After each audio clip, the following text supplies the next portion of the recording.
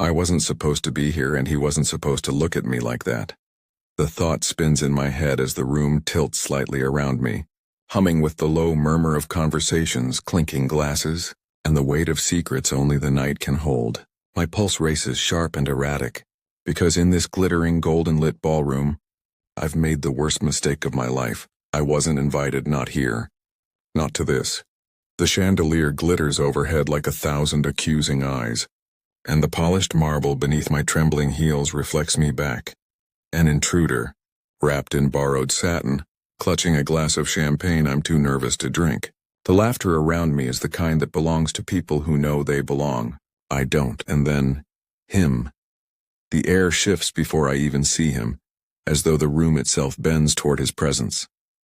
My skin prickles.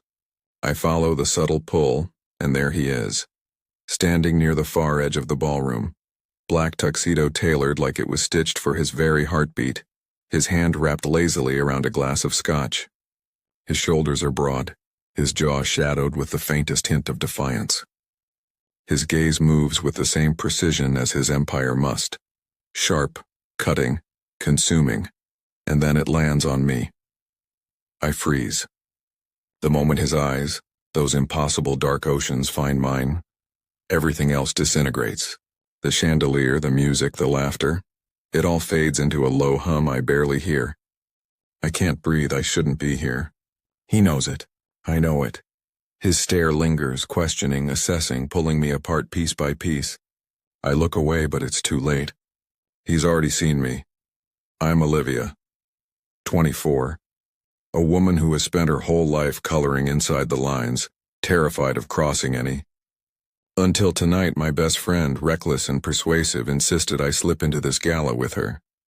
Just one night, Liv, she said. No one will notice. No one will care. But my best friend is currently lost in the crowd, her laughter mingling with strangers, while I'm left stranded in the eye of a storm. Because he noticed. He cares, and he's walking toward me. The crowd doesn't part for him, it surrenders.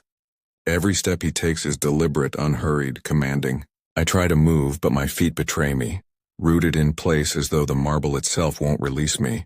My fingers clutch the glass so hard the stem might snap. Lost? His voice is silk wrapped around steel, low and threaded with amusement. I blink up at him, too stunned to answer. He's taller than I imagined, broader, his presence filling every inch of the air around me. The faint scent of smoke and cedar clings to him, intoxicating. Dangerous. Yes, I breathe before I can stop myself. Then scrambling. No, I'm fine. His lips curve, but it isn't quite a smile. More like he's discovered a secret he isn't sure he wants to keep. You don't look fine, I swallow hard, and you don't look like a man who should care. The silence that stretches between us is thick, alive. His gaze drops briefly to my mouth, then back to my eyes, and something electric flashes there, gone as quickly as it appears, but enough to leave me trembling. I care, he says simply, and for reasons I can't name. That single admission feels heavier than the grand chandelier above us. Minutes blur. We stand too close, not close enough. Words pass between us, careful, testing, charged with an edge neither of us is brave enough to name. Every accidental brush of his hand near mine sparks heat that coils low in my belly. He doesn't ask who I am. He doesn't ask why I'm here. He knows I don't belong, yet he doesn't push me away. Instead, he leans in, his breath grazing my ear as he murmurs, "Be careful. Nights like these have a way of changing everything." My heart stumbles against my ribs. Before I can answer, before I can ask what he means, someone calls his name from across the room. He straightens, his expression shuddering into the impenetrable mask of power I first saw. The mask of a man untouchable, untamed, but his eyes linger on me one last time, and in them I see something I don't expect: curiosity, hunger, a warning. And just like that, he turns, leaving me in the crowd, breathless and unmoored. I know I should leave, slip out while I still can, but my body refuses, my heart refuses, because I already know. His eyes still haunt me. All night I tell myself to leave, to slip away into the shadows and vanish before anyone realizes I don't belong here. But something pins me in place. The echo of his voice. The promise in his gaze, the sharp pulse that hasn't quieted since he said, "Nights like these have a way of changing everything." I try to distract myself to blend in among the crowd, but I feel him even when he isn't near. His presence stalks the edges of the ballroom, a gravity I can't escape. Every time I laugh too brightly, every time I sip my champagne too quickly, I wonder if he's watching. And then, he is. Across the room, his gaze finds me again, deliberate, unwavering. He doesn't smile. He doesn't need to. The slow curl of awareness between us is louder than the orchestra playing, heavier than the laughter spilling across crystal glasses. I can't take it. I set my drink down, push through the crowd, and step into the hallway outside. The corridor is quieter, dimmer, lined with golden sconces and velvet drapes. My heart races, my breath too shallow, and that's when I hear it. Footsteps behind me, I know before I turn. Running away?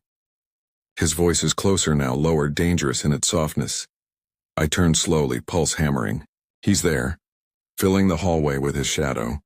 His tuxedo sharp against the muted light. His tie is slightly loosened now, his hair a little undone, as though the night itself conspired to make him look more human, more untouchable. My throat dries. I just needed air. He studies me in silence long enough that the air seems to crackle. Then, without warning, he steps forward. 1, 2, until I'm forced back against the velvet-draped wall. He doesn't touch me. Not yet. But his hand lifts, slow and deliberate, brushing the fabric beside my face. His body is close enough that I can feel the heat radiating from him, but not close enough to touch. The restraint is maddening. "Who are you?" he asks finally, his voice like smoke. "Because you don't belong here." And yet, his gaze dips, lingering just a second too long on my lips before meeting my eyes again. "I can't seem to let you walk away." My breath catches. His question is simple, but the weight behind it isn't. I could lie. I could tell him my name, my story, anything to make me sound like I belong. But instead, what falls from my lips is a whisper I don't recognize as my own. I don't know. For the first time, something flickers across his face, surprise, then amusement, then something darker. "You don't know who you are?" I shake my head, trying to steady myself. I don't know who I am with you looking at me like that." The silence after my words is suffocating. His jaw tightens. His hand shifts, fingers brushing the velvet so close to my temple I swear I feel it. "You shouldn't say things like that," he murmurs. "Why not?" My voice trembles, but not with fear, with the reckless thrill of teetering at the edge of something forbidden. His eyes narrow slightly, his control like a taut wire straining under pressure. "Because I don't do distractions, neither do I whisper. Our breaths mingle, shallow, unsteady. His gaze drags down my face, over my lips, my throat, the rise and fall of my chest, before locking onto my eyes again. The hunger there is undeniable, the restraint unbearable, and then his hand lowers, brushing the barest edge of my wrist. It's nothing. A touch so light it could be imagined, yet it's everything. My pulse leaps to meet it, fire racing up my arm, igniting places untouched. I can't help it. I gasp. The sound breaks whatever thread was holding him. His hand withdraws sharply, his body pulling back as though he's burned. His expression hardens, but I see the crack in his armor, the battle raging just beneath. "You should leave," he says finally, his voice rough. I want to argue, to beg him not to send me away. But before I can, the heavy sound of footsteps approaches from the ballroom. He glances down the hall, his expression shuddering. "We'll be seen," he mutters, almost to himself. Then softer to me, "Not here. Not like this." And just like that he steps back, his presence retreating like the tide, leaving me stranded. A man in a suit passes by, nodding politely. He doesn't see the storm that just passed through me. He doesn't see the way my body still trembles from the ghost of a single touch. But I know. And he knows this isn't over. I can't sleep. The night refuses to let me go. Every time I close my eyes, I see him. His stare, his nearness.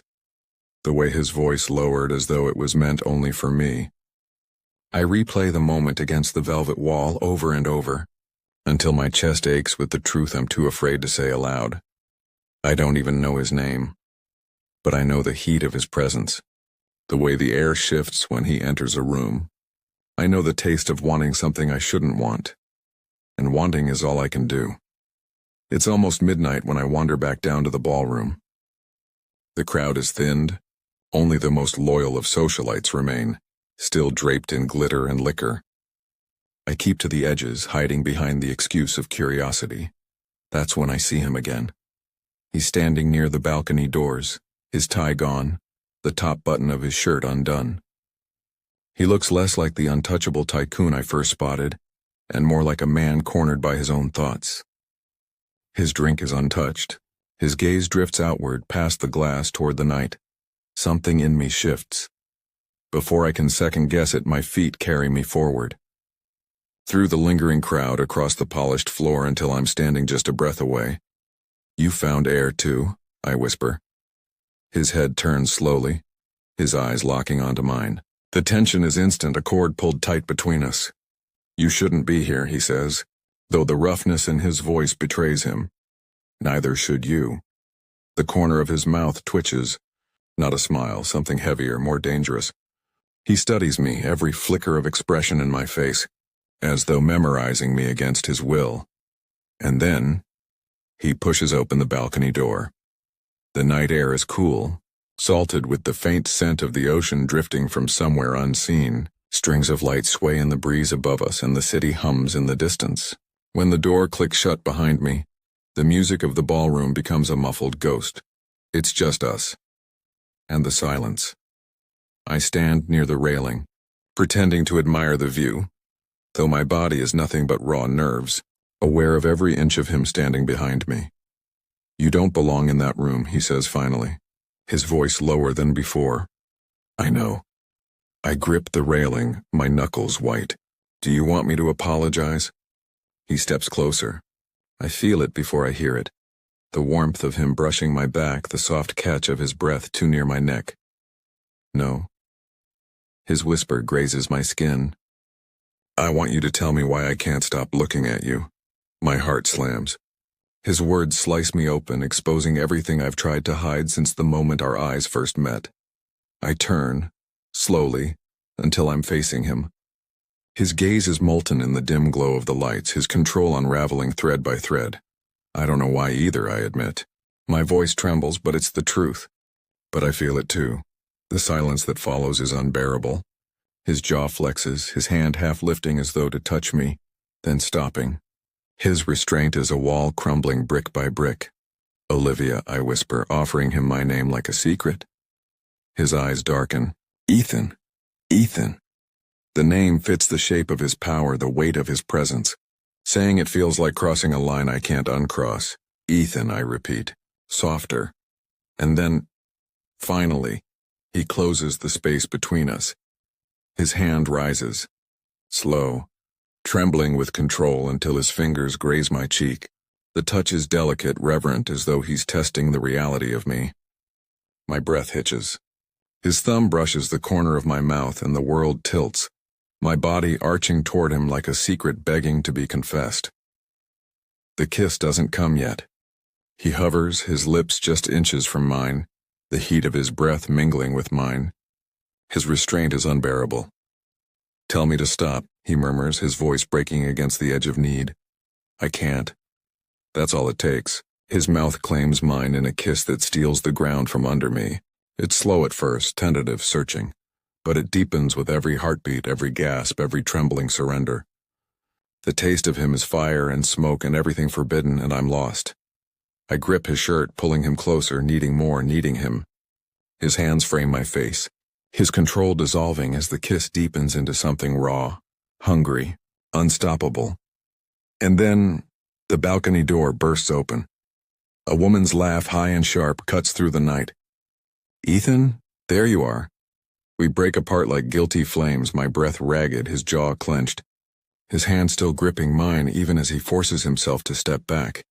The woman freezes, her eyes flicking between us, suspicion sharpening her smile. And just like that, the moment is broken. but the taste of him lingers on my lips. And the truth is, on the night after the balcony feels like a fever. Every second since his lips touched mine, I've been burning. No air is enough. No distraction quiets the echo of Ethan's voice, the taste of his mouth, the way his hands held me as if he already owned every unspoken piece of me. But we were interrupted, pulled apart before the moment could claim us fully. And now the wanting is unbearable. I shouldn't come back.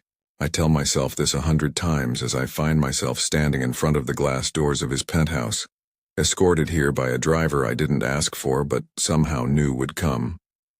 He sent for me. No words, just an invitation. And I came. The city stretches endless below, lights shimmering like restless stars. My reflection stares back at me in the glass. A girl caught in something she can't name.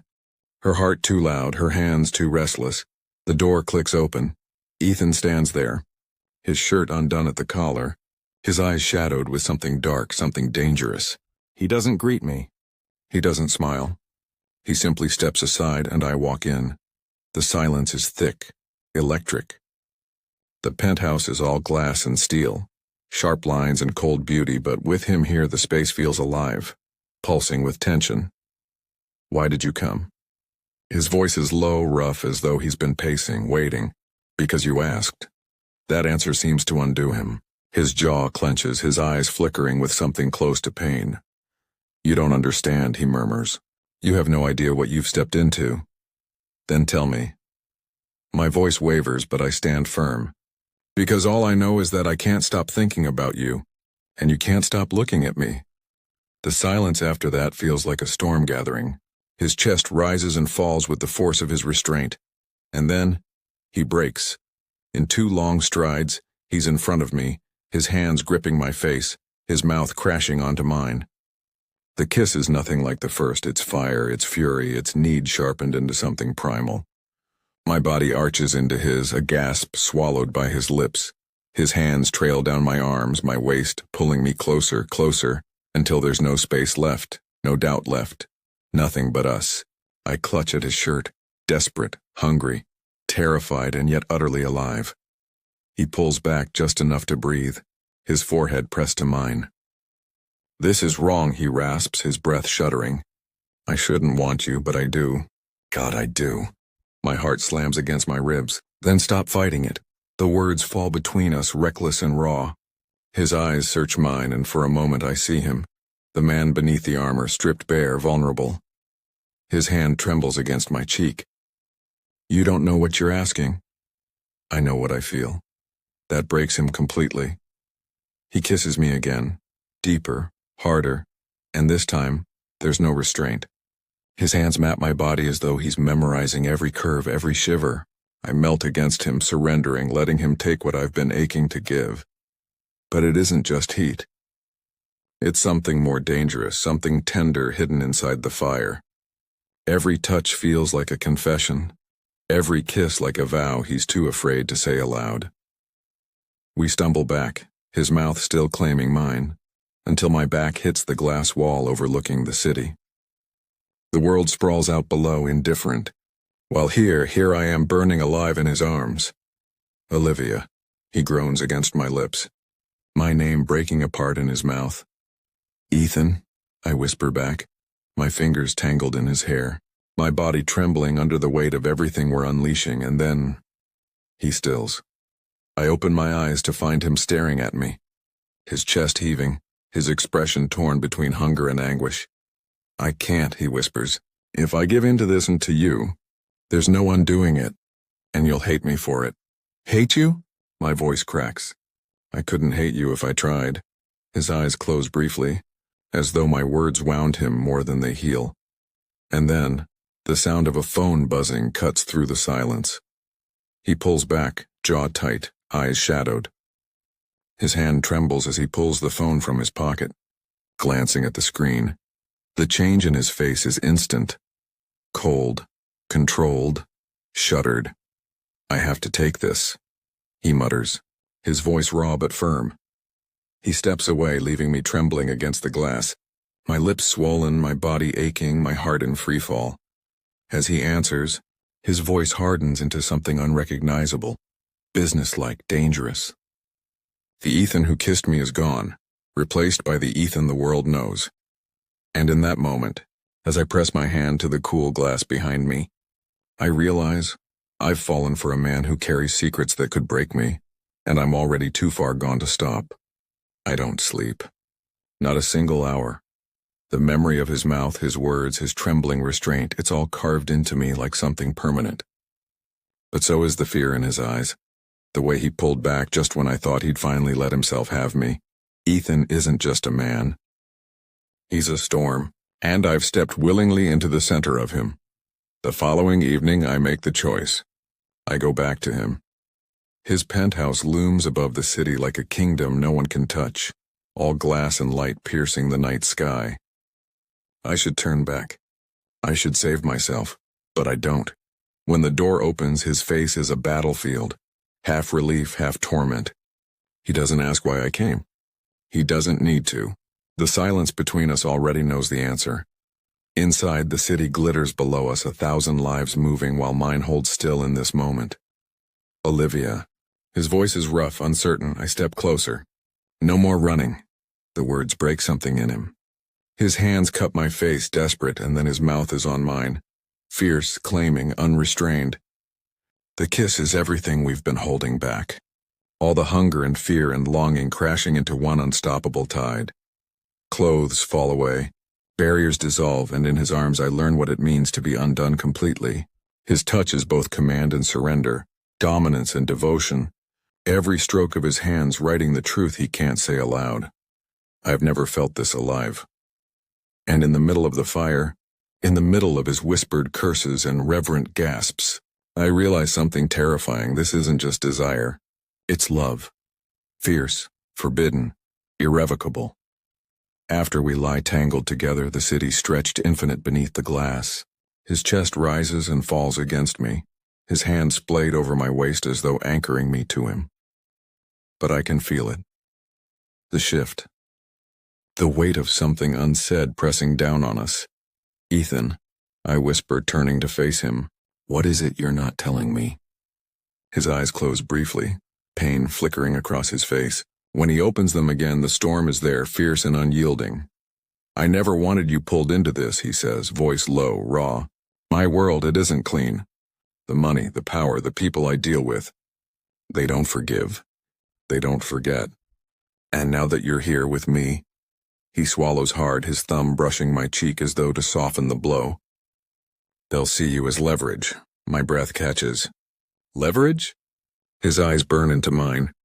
If anyone knew what you mean to me, they would use you. To control me. To destroy me.